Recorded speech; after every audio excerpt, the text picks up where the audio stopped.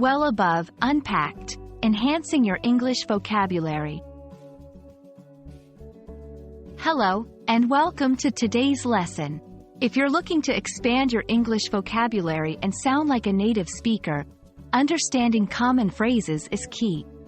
Today, we're going to delve into the phrase, well above. This phrase is simple, but it adds a punch to sentences when used correctly. By the end of this video, you'll not only know what well above means but also how to use it effectively in sentences. So let's get started. The phrase, well above, combines the word, well, which often means good or in a satisfactory way, with above, which indicates a higher position or level. When we say something is well above something else, we mean it is significantly higher or more than a certain level or standard. It's a way to emphasize just how much higher it is, not just slightly or marginally above.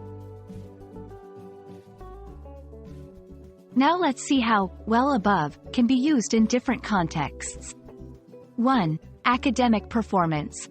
Her grades are well above the class average, reflecting her hard work and dedication. 2. Financial terms. The company's earnings are well above what analysts had predicted for this quarter. 3. Physical heights. The balloon floated well above the rooftops, drifting into the clear blue sky.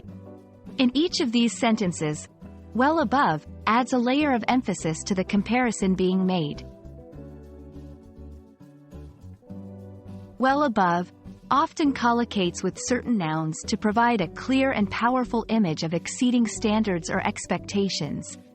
Some of these collocations include well above average, well above expectations, well above sea level, well above the limit. Remember, using well above correctly can improve the clarity of your communication, especially when giving compliments, making comparisons, or analyzing results.